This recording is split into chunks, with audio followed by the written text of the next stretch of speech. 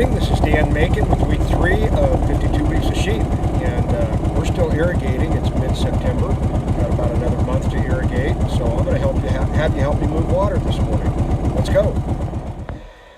So we irrigate about 15 acres of pasture just outside of Auburn.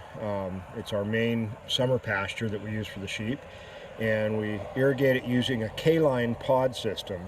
It's a series of pods with sprinklers connected by flexible black pipe, and we drag it from one set to the next. It takes, if everything goes right, about a half an hour every day to move water. If it doesn't go right, it takes a lot longer than that. We've had a lot of aquatic vegetation and algae in our water this year because of the warm weather, and so we are constantly unclogging sprinklers this year, more so than normal.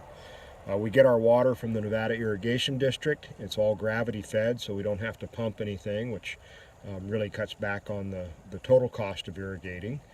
And we'll go hook up a K-line and drag it to the other end of the field now.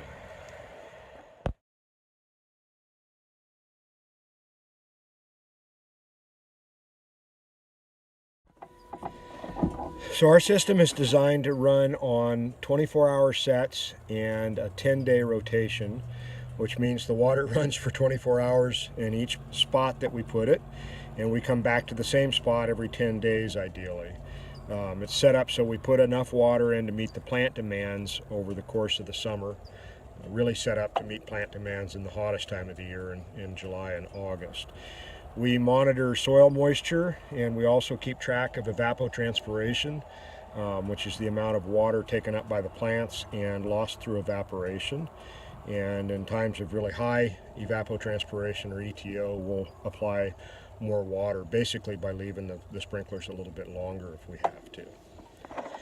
It takes a pretty good sized quad to move this water. As you can imagine, we've got lots of hills, and takes 4-wheel drive and a pretty good sized quad. Like virtually all of our equipment, if we didn't build it ourselves, we bought it very used, and so this quad is pretty tired, but hopefully it'll hold up for a couple of seasons. I always pay pretty close attention when we're moving on hillsides, and take it pretty easy. It's not necessarily the safest place to be running a quad on a side hill pulling a heavy load, so it is something that I try to get in the right frame of mind and not be in too big a hurry to do. So now, instead of doing a time lapse, I'll hook it up and show you how long it takes to move this stuff in real time. This is a shorter run. This is, I think, 7 sprinklers on this run, and I'll show you how long it takes from the time I hook it up to the time it's running again.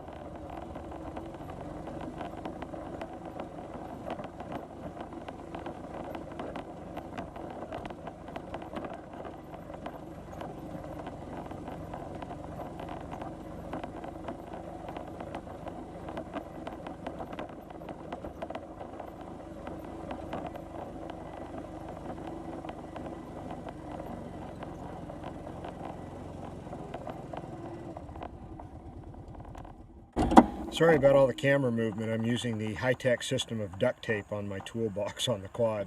So we'll see how this turns out. Hope you don't get airsick.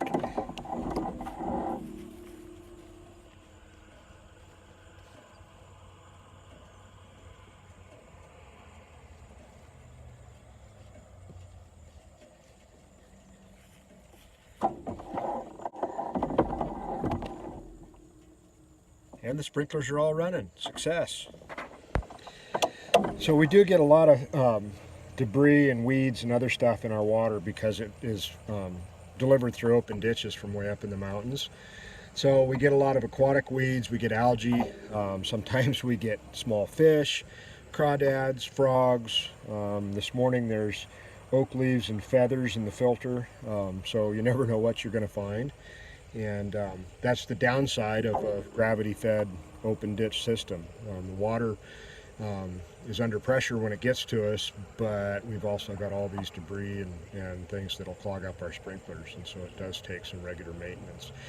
Usually I get soaking wet if I'm out here having to fix sprinklers, and so occasionally I have to go home and change clothes before I go to work because I'm wet from head to toe.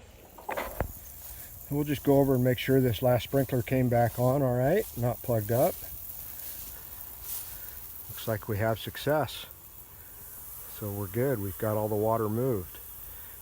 Irrigated pasture is important to us for a couple of reasons. The green grass is much more nutritious for the sheep than the dry grass at this time of year. And so we save our green forage for our lambs, which are growing.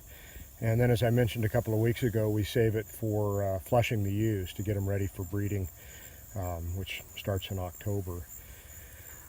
Fortunately, we kind of divvy up the labor at this time of year. I do most of the irrigating, and my partner Roger takes care of the sheep most of the time. Kind of depends on where they are, but it makes for a little less work for both of us by splitting the labor up that way.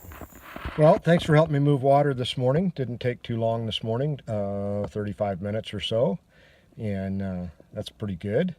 You've got a little idea of how my days go, or how my days start, every day from about April 15th through about October 15th. So 6 months of doing this every morning. If you want to come help me tomorrow morning, we'll be here about 6:30. So I'll see you tomorrow. Actually, I'll see you next week for the next 52 weeks of sheep post. Thanks.